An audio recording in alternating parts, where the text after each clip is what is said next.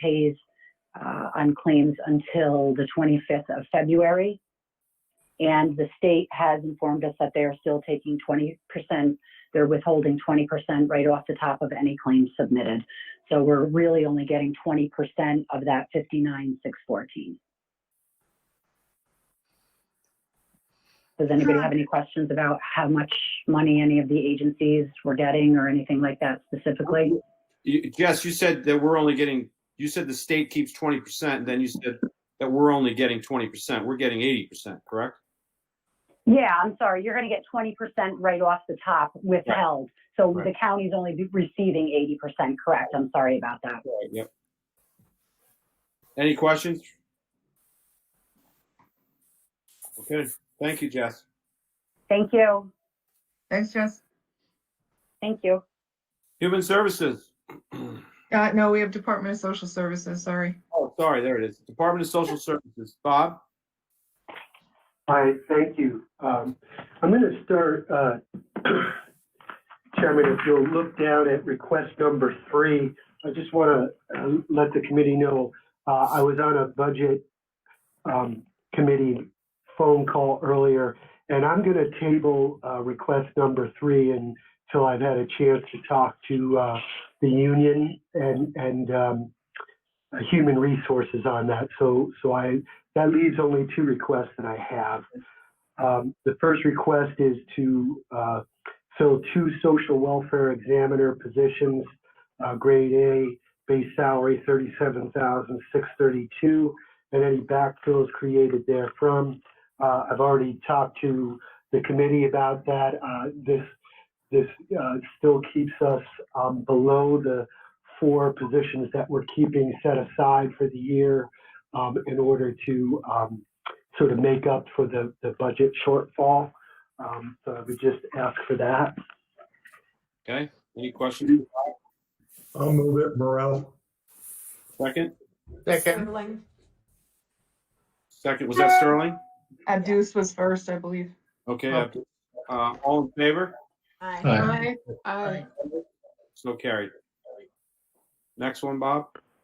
The next request is for approval of the board and the chairman to enter into an agreement with Carmen Scanlon for the provision of consultant services. She is a former social welfare examiner, and she's coming back after retirement just to work part-time to help us keep up with the rather, I'll say, rather hardy application pile that we have. She does a really good job, and she agreeing to come back is going to be able to keep us up to date despite the staffing issues and concerns that we've had. Okay. Any questions on that? Motion to. I'll move it, Sterling. Sterling, second. Leader. Seconded. Leader with second. All in favor? Aye. Opposed? So carried. And as I said, I tabled number 3, Chairman, so that is all I have, and I'm going to stay on the line. Thank you, Bob. One question, Go Rob. ahead. These 2 forms that are up here right now, they're cut off after September. So we can't see the end of the year. Okay, I'm sorry. Which forms are they? Like the homeless and It's the year-end report, Bob, that you Oh, the submit. year-end. Okay. It was Okay. only till September. if you know what? That was the end of it. Yeah, that was the end of the form that I received. All right, thanks. Okay. Well, that must have been a transmission error then. I apologize because I do have, and you know what is it's a 8x14. So if that didn't come through, it would have stopped at September. So if you like, why don't I read down the column of December from starting up at the temporary assistance, and I'll go straight on down to direct placements. Okay, for December. Do you want to do that? Or would you rather get it emailed? I'd rather have it emailed. Yeah, Yeah, Oh, why don't you email it, Bob, to me, and I'll send it out to all the supervisors for you. Yeah, I'm just wondering with absolutely will do that. the this way homeless they can look figure. at it, and if there's questions, they can email you. All right, she just wants to know what the homeless is though at this time. Okay, sure.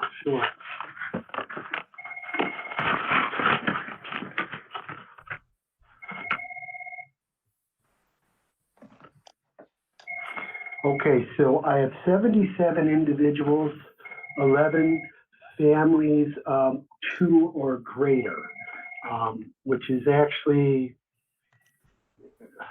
it's a pretty significant difference between the year before, and I would tell you I'm still in the 70s here in January, and I expect it to be at triple digits. And the only thing I can think of, and I talked to my staff about that, I think some of these grants that have become available to keep people in their homes has, and that along with the moratorium that's come around, might have kept these numbers low as winter came in. And there is quite a bit of funding. So I'm expecting to be able to keep those numbers at bay through the winter. Let's hope that remains the case. And into the time when the moratorium is lifted,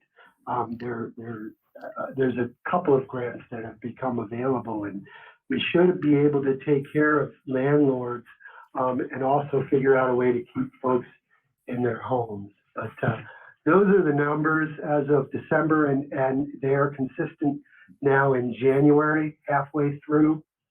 So, but I will, Kelly, email you this. It's an 8x14, and that's probably what happened there. I apologize, and that will have all the numbers on through to them. Thank you, Bob. Good news about the homeless though, thanks. And thank So, you. Bob, just a quick question. Sure. When you say we're able to take care of the landlords and keep people in their homes, does that mean that you're making monthly rent payments for them that will not have to be forgiven? Well, in part it does mean that, because if we get a letter from a landlord that says it will be my intention to go forward with eviction proceedings as soon as the moratorium is lifted, then we can actually start our process of rent aid here at the agency. Okay, so there's that sort of pile of money, but there actually also are anti-displacement grants now that we're making all the clients aware of, and I think word's getting out to the landlords. So because there's going to be some that have pushed a year where they haven't been able to make any payments. So you can imagine those are rather high back rents. And I think that it's assuaging some landlords that, you know, okay, it may be climbing into the 7,800, 8,200, but it looks like for all the world, when the moratorium does get lifted, these folks are going to be eligible for all of that back rent or a good portion of it. And I think that sort of kept a little bit of tension at bay as well. And where are those displacement funds coming from? Are they state dollars or federal dollars? They are federal dollars. They've been part of the CARES Act, and then the extending of that. Supervisor Shamides has been pretty active in helping get the community in Hudson together on that, and St. Catharines on my side has been formulating both a plan for the greater Hudson area and a plan for the entire county. So there's a couple pots of money there, and because St. Catharines is already a contracted agency, we've been able to sort of make sure that any administration costs can be filled through some of the existing money that's there, so that the grant money can by and large be used for back rent and other assistance to families. Thank you so much. That's a much better picture. Thank you. Bob, I have a Thank question. you. How does Sure. that money get to the landlord's hands? How would that work? So that's going to actually go right through St. Catherine's. They're going to make an application. What will happen is the client will actually go and say, I have a hardship. We're back rent $4,500, and we're still having trouble. I'm only working part-time. I don't think I'll be full-time until, this time. And actually what can happen is the St. Catherine's can work up a plan, contact the landlord, and say, we understand there's back rent and there's going to be some difficulty, for the next 4 to 8 weeks. So we just want to let you know we're going to be there. This is a qualifying family. We're going to be providing that assistance. And it sort of just gets the whole thing together. And that's, once that's determined by St. Catherine's, that grant money is available. So the money goes directly to the landlords, correct? It will go directly to landlords. I should say that the money flows through St. Catherine's. So that's really where the direct is. But then once that money is available and it's there's a whole pool of it, then it will go from them to whoever the landlord is of the client that comes in seeking assistance. Then it's direct. Okay. So it's not through the client. It will go ahead. Chairman Lagonia, can I ask a question even though I'm not on your committee? Go ahead. Bob, is there any way to email out kind of a how-to for some of the people in our communities that are struggling? Do they just contact your office? Is there a, step-by-step how to apply for this funding? There is, and what I can do, you can absolutely have that. I'll make sure all town supervisors have that. I'll just get the whole grant description that St. Catherine's helped work up, and then their response to that somehow cut down to succinct points and distilled down to how someone in your town would go about making sure they could get that. Okay, so I'll ask that be put together, and then I'll have that email to all the town supervisors. Thank you so much. Thank you. You just helped. Okay. Any other questions? I can hear you. Yes. Thank you. I have a question. Go ahead. Sure. Bob, do you Yeah. have enough help over there? I'm just curious. How's it going? Yeah, well, we're hanging in there. We're getting a couple more workers per this resolution, and that's great. We had a couple come on last month, so we're starting to feel a lot better about where we're at compared to where we sort of were right between Thanksgiving and Christmas. Oh, are you still on remote or are you open totally?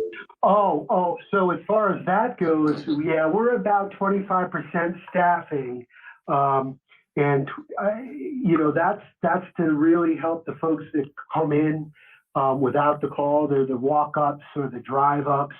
But we are pretty, because of all of the technical advances and systems that were set up beginning in March, we're really able to take care of both applications of people who need benefits and also continue to track the children and families with whom we have open files with.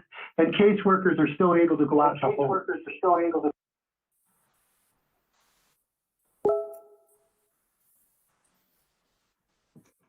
Did we lose So I him? hope that helps. We lost. Oh.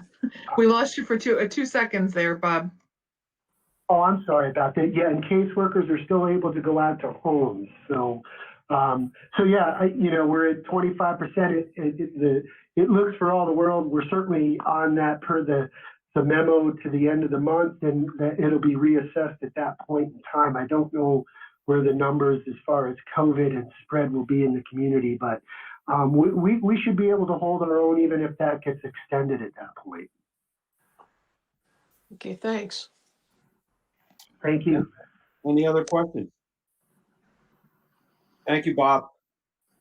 Thank you. Public health? Okay. I think the first resolution, we have an existing clerk typist position. Somebody is, the person who's been in it is leaving for a full-time job. She is integral to everything that we do today. She was going through piles of people who are looking to do their second shots coming up in the coming weeks. She was also making phone calls, people who inadvertently had signed up for our Friday pod, which is exclusively seniors. So there's very substantial work here in this position, and we're looking to fill as soon as possible. I'll move it, Morel. Second, Patsy, second. all in favor? Aye. Aye. Opposed? So carried. Thank you. And you've previously approved us entering into an agreement with McGinnis for the gratis program. Apparently, we needed to separate out the maintenance amount. So it was included in the previous resolution in terms of dollar amounts, but we had to separate out the maintenance amount. So this is just sort of fine tuning that process. I'll move it, Bury. Second. Abdus, all in favor? Aye. Aye. So carried. And we have our Board of Health, and that actually Pat DiRiglio is our board president. She's been on the board quite a long time. She's up for reappointment as every 6 years, and so she has agreed to continue, and we'd love to keep her. I want to move that. I love Pat. She's a good woman. I'll Thank you. second it. Second, Supervisor Mustin, all in favor? Aye. Aye. Opposed? So carried. That's the end of my resolutions. I just want to, I guess, report out today is in the last 4 days since Saturday, we have 200 positives in 4 days. I think we're kind of getting past this New Year's celebrations, and I think that now this is the virus is sort of taking hold in the community, and it's moving throughout the community. You will recall back in May and June, a lot of our positives were nursing homes. Then we went through a long stretch where we didn't have many. Now Whittier, Livingston Hills, and Barnwell are all seeing positives again. Whittier is the one that has been hit the worst out of the three, but it's taken a pretty good. It's really gotten entrenched in there. Also, a concern for us is that we hit a record today of 33 hospitalizations, and we have another death, and that's a nursing home patient. So that's just a snapshot of what's going on today. As I mentioned, we have 2 pods this week. One on Thursday night, which is public employees, and we only have 100 vaccines. The state cut us at the last minute on that. That's very disappointing. We have 400 vaccines for Friday. They must be dedicated exclusively to senior citizens, and this represents a real challenge. Yesterday, we were building the links so that people could sign up for it. We were in the process of building the link. We hadn't even finished the link, and 27 people signed up for Thursday's pod, and over 60 signed up for Fridays because they're finding ways into this. This is the CDMS system, and the state is aware of this, but the thing hadn't even been posted. It hadn't even been, it wasn't even done, and we had people signing up. And unfortunately, the 60 that signed up for on Friday, a big percentage of them was people who weren't 65 and older. So we've been making phone calls and getting irate people who, basically insisted that they had an appointment and whatever. So, Friday's going to be interesting for us. I don't know if there's any questions, but I just wanted to give you that snapshot. Jack. I'm sorry. Okay. Abdus, go ahead. Jack, I have a question and information. It will be helpful or what? They cannot register yet. They cannot go. They cannot find it link. They cannot do anything like that. So I have 20 people in my hand right now. So how we can help them? So we have a call center up at 401 in the chambers, as you may know, and we have a bank of six phones up there, and the folks up there are taking names and phone numbers for people who don't have a computer. We know in this age group, there's a lot of people that don't, and or who don't navigate it very well, and or don't have people in their lives that can help them with that. So they're taking names and numbers up at 401, and they're going to assist them with that as we move forward. And again, you know, Columbia County is either the first or the second county in the state with the highest percentage of senior citizens, as you know. And so we have thousands of people out there. And when the state throws 400 doses at me, it doesn't address anything. You know, we're sort of puttering along with it. But as time goes by, we're going to have, we do have people, Office for the Aging is working with the call center, and folks at the call center themselves are going to be helping people who don't have that access.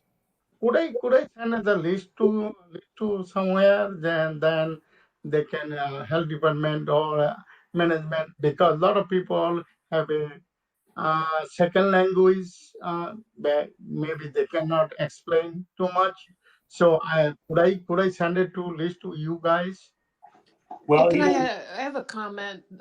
We received an email from Kelly that we were to help assemble these lists, all the supervisors. Yes, that's what yes, Linda. Yeah. So I think if we can all do that, then they can all be submitted to the same place and not make Jack I'm agree with you, Linda. more overwhelmed than he already is. So we want to work on that with you, Abdus, as Okay, all the thank you. supervisors. Yes. The folks that are going to help with this are folks with the Office for the Aging and with the call center. So I'm not really sure where you should send that to. You know, Rob. Jack, can I intervene? Can I intervene for a moment? Yes. Okay, currently we're asking people, instead of calling OFA because they're busy delivering meals and everything, we're asking people to go through the call center. If people do not have anybody that can help them register, or they can't register themselves, the problem is we don't have vaccine. So people need to keep trying the internet to sign up. An email went out this morning from David Harrison, the emergency management director, asking for towns or supervisors, as Linda was stating, to assist with this and keeping a list. There's specific information that was sent out. There was a form sent out. So if you can collect that information, again, this is for people that don't have access to the internet and cannot register themselves. I hope that clarifies that a little bit more. We will try to assist as best we can. But again, people that have access to a computer and can register themselves need to continue to keep going to the health department's website for open enrollment when vaccines become available. Right, because it was pretty clear from David Harrison and the group that they're not going to just be registering everybody that's over 65. They don't have the manpower, nor is that what the function of this is. This is for those special need people that will gather that list that have no access to the computer. And he was pretty clear, if I recall, Kelly, in there, that at some point they will put them through. I mean, at this point, it's somewhat irrelevant because we just don't have enough vaccines anyway. But we want to have that in the event that things change. We have a new guard coming in tomorrow. There's been talk of them releasing a lot more vaccinations. There's a possibility, we don't know this at this point, that we may get inundated with more vaccinations. If that were to come, then we would be ready to do this. If it doesn't happen, then we're kind of where we are now, you know, ready to go when we have the opportunity to get these people immunized in the county. So Correct. We all want to work together, and it would be our pleasure here to register people, but the problem is we don't have vaccine. So, you know, we're trying to work with Jack, his department, in organizing the people who don't have access to the computer to be able to register themselves. Well, you know, Jack, I just want to say something here. And Jack, if I'm saying this incorrectly, correct me, but we had a plan to put up a link on Monday. We had made a request last week for immunizations. We put in X amount. Monday, we were told we were going to get Y. And at that point, we were going to, as Jack said, put up this link, put out the link, let everybody know that, hey, go there and register. Jack even spoke to the newspaper about how many he was going to get. An hour later, he gets a call from the state and says, You're not getting that many. We're cutting 300 out of there. And then you have to be specific as to who you give these to. And if you don't give them to that specific group, there are threats of large-scale fines and other issues. So it's, you know, it's actually, it's so frustrating for obviously Jack's department. It's frustrating for all of us, especially for those that are in our community that we want to help. We're sort of, our hands are tied. It's just awful. I get emails, texts, Facebook messages all day long, people crying. What do I do? How do I do this? And we don't have a place to send them. We are equipped to do this. I don't know how many people have been down at the college to see the setup that we have. I commend Jack's leadership and the whole health department. That we could run thousands of people through that college if we get the immunizations. We are ready to do it. And we have a terrific staff down there. It's seamless. It runs incredibly well. But we just need the vaccinations. So that's where we're at. What I'm Yeah, finding yeah, at the number- call center is, Okay. there are a lot of people whose children, Abdus, you'll find in Abdus, call me afterwards, but there's a lot of people whose children could do it for them. And that would be probably the fastest rather than go to OFA. The actual numbers that Rob is alluding to is that we were told we were going to get 500 vaccines for public employees, and we were cut to 100, and that's incredibly disappointing. You know, deeply disappointing. Supervisor Adams? So I just want to go back to Jack's comment earlier to see if I understood it correctly. You said that you were trying to post the next clinic or clinics and that people were already signed up for them before the post had been completed. I think I understood earlier that the vaccines in Columbia County are for residents of Columbia County only. One, is that correct? And two, if people are finding a way in through the back door, are those Columbia County residents or are they other residents? We've been told that we can't, if people sign up and are in 1B, which is the category that we're expected to do, we've been told that we can't refuse them from the door. Okay. Last week, we had a teacher from Brunswick who showed up, and she's in 1B, and we had to vaccinate her. And I will tell you that as a general rule, the people who are figuring out these links are teachers that are figuring out how to manipulate the URLs, and I have no idea what the heck a URL is, but they can manipulate it to get in the back door on these things. There was somebody asked earlier on if the Friday clinic is fully booked. No, it's not fully booked.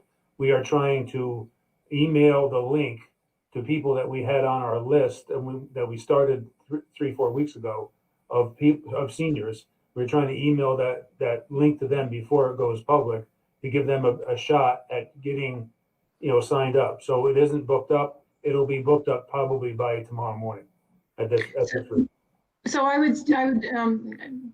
think don't our website materials say that the Columbia County vaccinations are for Columbia County residents only? Where have I read that? Yes, it does say that, but we're going to continue to have that on the website, but we can't refuse people that show up with a valid ticket. Okay. So the only other thing I would say is just as about 5 minutes after this call started, I got a link saying that there were 2 clinics opening at Hudson Valley Community College. I opened that link. They both had 350 seats and they are both now full. So in the space of this call, both of those clinics have filled up. And I just got a text from someone in our county that has been wanting to get in and just texted me and said they got into that Hudson Valley Community College. Yeah. So they are closing up very quickly. There are people from our community going to Rochester. They're going to Utica. They're going to, I have a couple that the husband is going one day and then the wife is going the next day. So, right. People are just going wherever they have to go to get this shot. So that's what's going on. I know a couple that's driving to Plattsburgh tomorrow to get theirs. Yeah. Thanks, Jack. Rob, we have human services up. Any other questions for Jack? Yeah, Jack, real quick, Patsy here.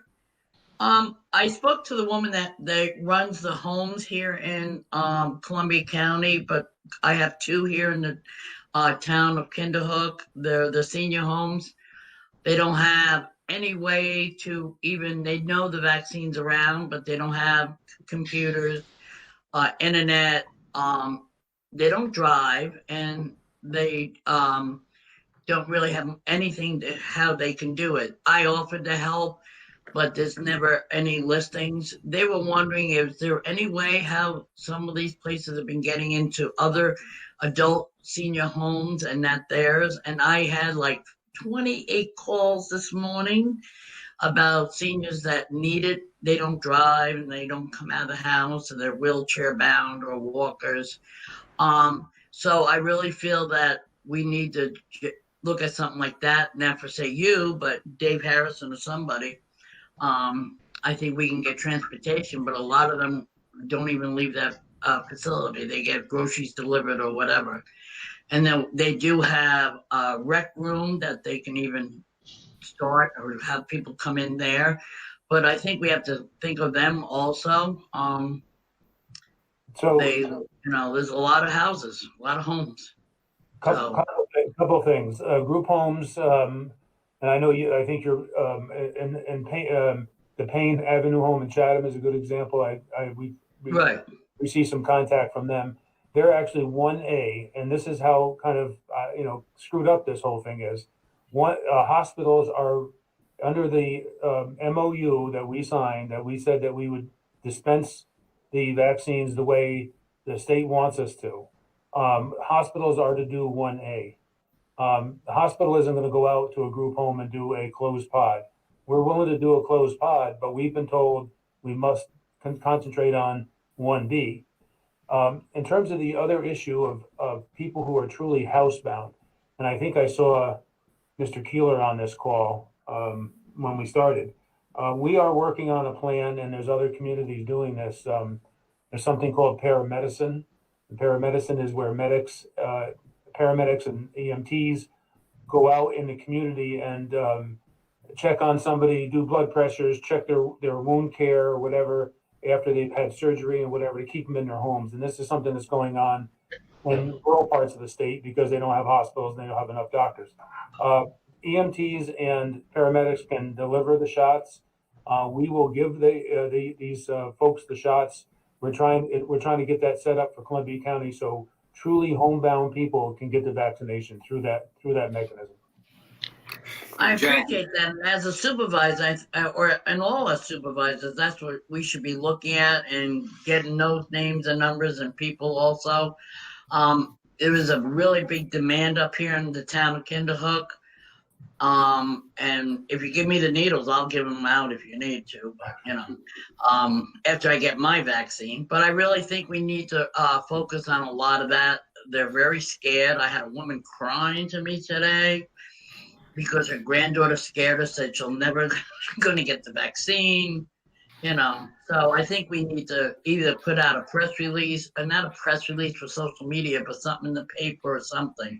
Or put, I'll do whatever I can. So, Mr. Keeler just popped up. Yep, you woke me up here, Jack. No, yeah, we've been working 24/7 on that on a regional basis with Dr. Daly and Mike McAvoy from Saratoga County. Over the weekend, we have come up with a recommendation and the guidelines. I think you have been in touch with Dr. Daly as well. And we are actively pursuing that to get the state's blessing on that. And it's called community paramedicine. And I don't see any reason that will not go through, but we are pushing that very strongly. So we should be able to be back to you. Different counties would implement this differently. However, in Columbia County, we want the health department to be the lead agency on this, but there's a couple logistical situations that we need to work through, and I'll give you a call tomorrow, and we'll see if we can work through that. Okay. And just a clarification, Jack, I thought we talked last week in the COVID update call that group homes were being, both staff and residents were being treated or vaccinated by private contractors. That's true, but it's one of those but things. The Payne home, I don't believe the Payne home has a license. And so they're below the radar. Okay. I think there probably aren't, then that's a good example of a home that's probably not going to get addressed by the state contract, but nonetheless has a need. And they're on our list, except that we feel very much the letter that came out from the governor's office to us over the weekend that gave us our allocation and then took it away. The language is very strong. Remember the MOU you signed, you do 1Bs, that's what you do. And the group homes are in 1As. And it's a little frustrating for us because there's a real need there. And we will do a closed pod with a home like the Payne home as an example is a very efficient way of delivering the vaccine. You go, you do it, you come back. There's no setup and whatever like that. So we will do it. It's just our hands are tied right now. Payne home we own, just so you know. So I'm Jack, sorry, I Rob. have one more question, Jack. Has the fireman's home been done in Hudson? The fireman's home in Hudson. The fireman's home is would be served by CVS or Rite Aid. Okay. So have they been done yet? Do you know? I don't really know if they have. I'm pretty sure that all of them have been started, and so they're in process. We heard from the administrator of Pine Haven that they're done. So I know that they're making the rounds. The contract members are making the rounds. Okay, thanks. Make sure everybody reads that email that came from David Harrison today. I think it's important in reference to gathering the senior information, and it'll tell you what you should do with that information once you do. I know we get a lot of email. We sort of pass over some of them, but I think that's imperative if you're concerned about your seniors, which we all are. So, Jack, can I ask a question? Oh, okay. Oh, go ahead. You go first. Nope, go ahead. It's Jess from the Youth Bureau. I just wondered because I have the health department app on my phone and I just keep checking because of my parents. They're 81 and 77. And I didn't see that there were going to be 500 or 400 vaccinations this week on Friday. I never even saw that memo. We're targeting. It's not on the website because we're targeting people that are on the waiting list. Right. Okay. So it's not on the website. And Okay. frankly, when we put it on there, everybody and their brothers signed up for it, and Yeah. and the like, and we must do just seniors, so that's why it's not on there this time. Okay. All right. Thank you. Supervisor Hoagland? Jack, am I understanding correctly that you said, the Friday clinic is not fully booked, but you sent it to the waiting list first and it will be booked by tomorrow morning. At some point, you'll be putting the link out there on your website for seniors to sign up for? Yes. And that the list you're talking about is a list that we were doing prior. There is no way to get on that list now. That's a list that you were taking before. We're not That was doing that before anymore. before the call center when the secretaries here, the kindness of their heart, were getting those phone calls where people were crying and saying, I have a way of doing this and whatever. And so we're just trying to clean up that list, and then we're going from there. Okay, so at some point tonight, people need to be checking that link constantly, and the first however many are left that get in, and then it's full. Sounds reasonable. Yep. Okay, thank you. Any other? Yeah, I have a comment, Rob, if I could. Sure, go ahead. So last week I reached out to the retirement home folks down here in Germantown to get the process started, and I was informed that everybody was vaccinated last week. I was also told by someone in county that they're doing retirement homes in other towns as well. I understand Greenport Manor and Providence Hall have been vaccinated, although I did not confirm that. I don't know who's doing it, but I've been told that whoever it is, it might be the state, using a private contractor, they are reaching out to these retirement homes. Some of them they are. Walgreens, I heard, has been doing some of them. Walgreens and CVS have the contract with the state.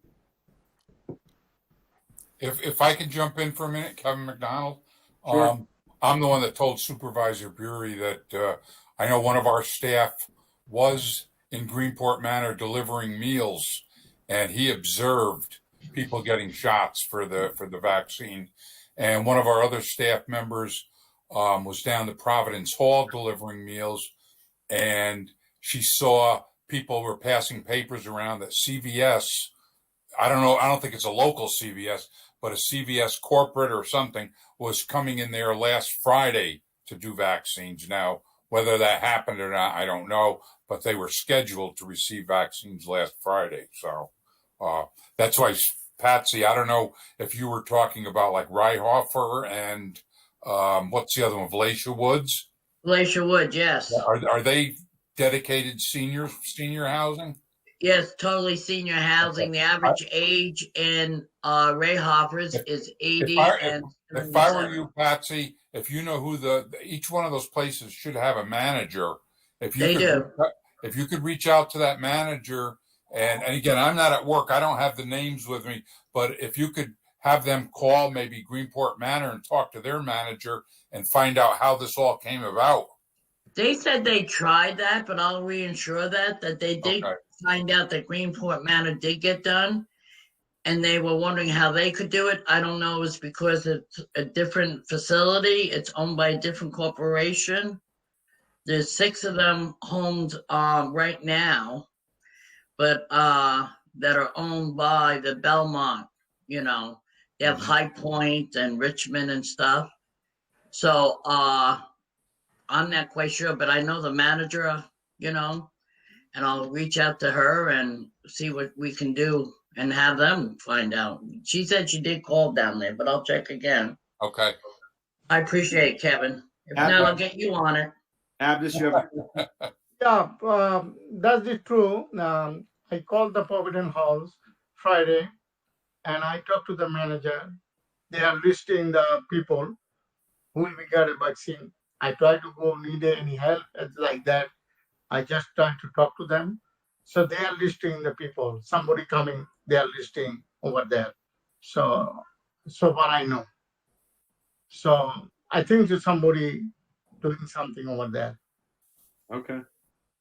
Thank you. Any other questions? We got to move on.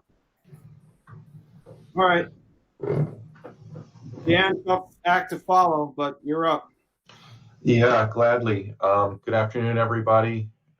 Belated Happy New Year to all of you. I can hardly believe it's the 19th already. We have a pretty light agenda here for the Department of Human Services. The first resolution is a request to fill a vacant position. This is basically a backfill. We had one of our behavioral health care coordinators submit a resignation. She's relocating to another state. So what we would like to do is just be granted permission to backfill this vacancy so that we can maintain the work that we are currently doing in the Children's Behavioral Health Care Coordination Program. I'll move it, Morel. Second. Sterling. Sterling, all in favor? Aye. Aye. Opposed? So carried.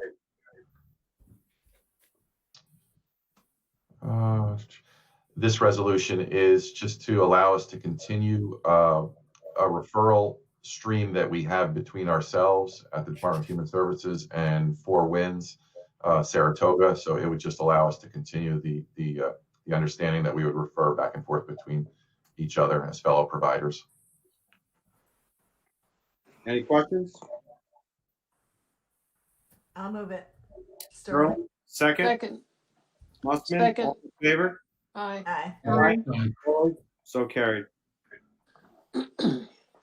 And then this last resolution is a desire to continue the previous resolution that was put in place to allow us to have a satellite clinic with Twin County Recovery Services. We had partnered with them for, I believe it was 7 hours a week.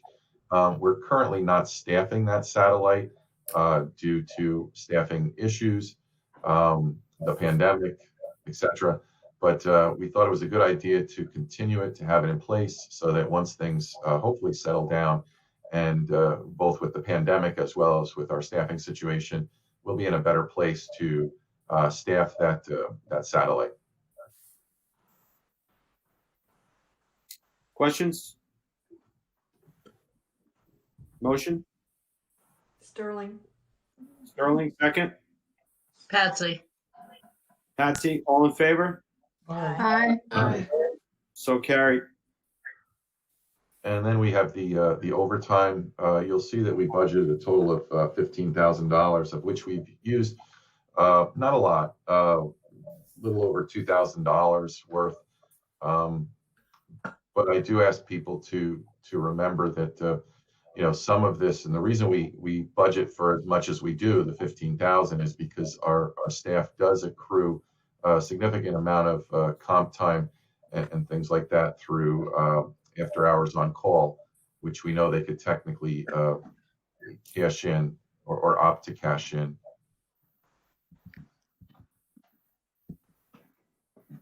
Dan, at this point, I'm just going to interrupt you for a minute and go to the next resolution, if that's okay with you. I know Yes, you have of course. something else on your agenda, but we have a resolution before the committee to authorize to fill the Director of Community Services position of the Human Services Department, which would actually be Dan. He would be, Michael Cole retired, as everyone knows, and Dan has been filling in and doing an excellent job as a fill-in at this point, and he has agreed, after begging, to continue in this position. So we need authorization to fill it with Dan Almasi and any backfills created therefrom. I'll make that motion. I'll second. All in favor? Aye. Aye. Opposed? Thank you. So carried.